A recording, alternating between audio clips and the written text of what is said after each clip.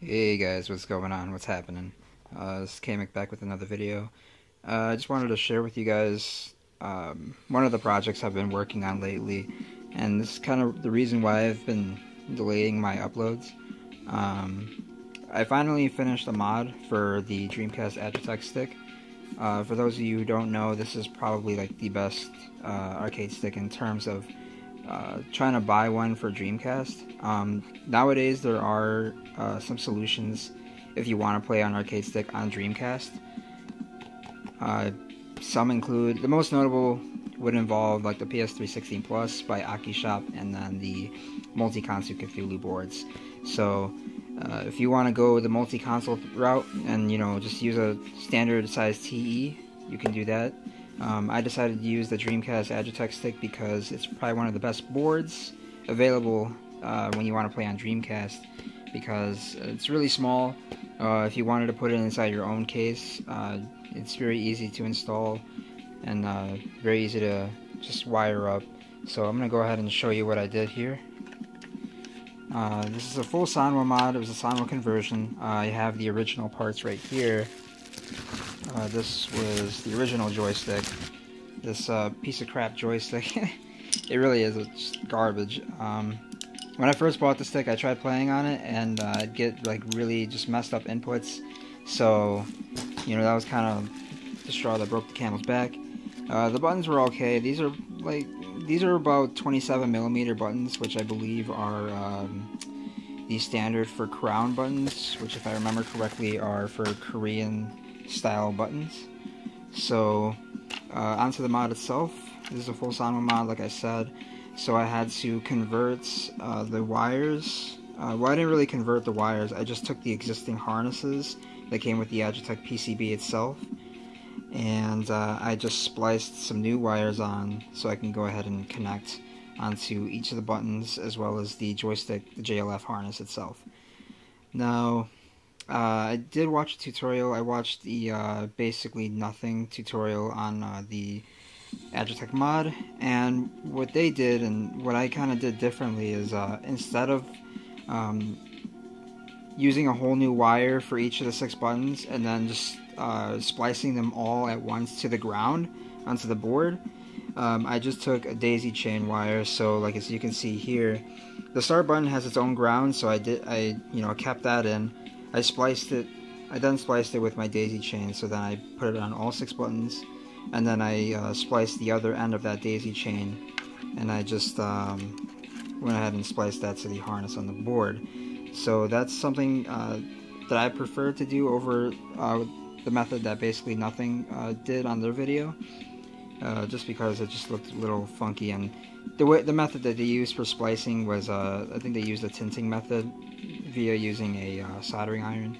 So this is a much better alternative for me. I just bought like a couple packs of butt splices from Home Depot, so it's like less than $2 a pack, so not too bad. As far as the Jlf harness, I had a little trouble because I used the old Jlf harness, not the one that came with this, and I tried to splice it. First time I tried to splice it, it wouldn't work.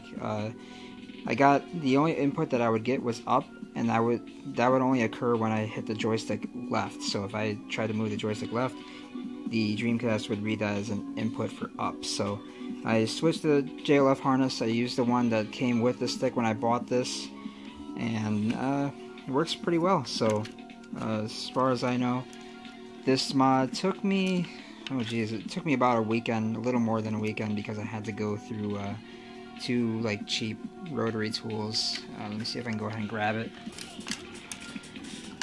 Yeah, it was this cheap $10 rotary tool. I used it as the Dremel to help file the metal plate in the front, because as you can see, since these are Sanwa buttons, these are 30mm Sanwa buttons, and the original buttons that came with the stick are about 27mm, meaning that I had to take the metal plate out and just use the Dremel to make the holes a little bit wider so these buttons can fit through. I still have to work on it a little bit, because some of these buttons fit like they're a little too snug. So like this button, sometimes it works. I would say about 75% of the time it works.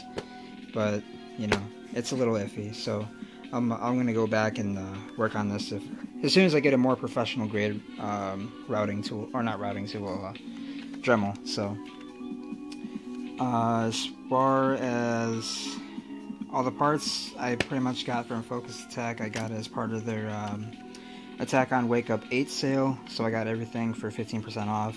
Got 6 buttons, got the joystick itself. I got it without the plate, so if you're gonna do this mod, you can just buy it without the plate very easily. They have that option, so you can save yourself a little less than $1 on that. So that's one tip I'll give you.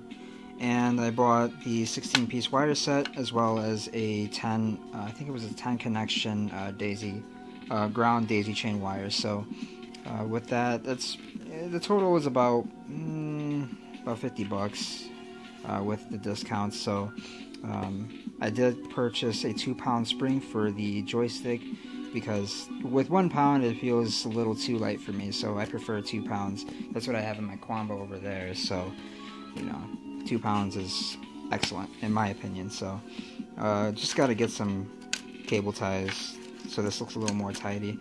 If I do this project again, I might buy another Agetec stick to mod, just so that way I have, you know, another stick so people can use it when I bring Dreamcast to local sessions. So, you know, as far as the difficulty of this mod, it's not too difficult.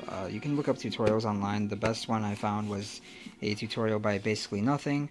I've referenced that multiple times, and I'll put a link in the description for that tutorial. The only time-consuming part is the having to make the holes wider for the buttons. That was the only part that really was time-consuming. Outside of that, having to cut some of that plastic from the mount for the joystick, that took me less than 10 minutes. I just had to file it and then make sure that, you know, there was enough space for the joystick, for these 2 tabs and the joystick to fit, because otherwise, you know, the joystick will not fit. And after that, I just had to drill 4 holes through the plastic, and then just used a couple screws, and then I just threw in a nut so that they were tight and the joystick would stay. So with that said, that's all I have for today. Can't wait to really play some Dreamcast Marvel with Combo Breaker 2015 coming up this year in May. This is a really great joystick if you know how to mod it, if you can mod it. Definitely a great joystick to use. So outside of a regular TE, or if maybe you have a MOS stick, this is definitely a great option for a Dreamcast joystick.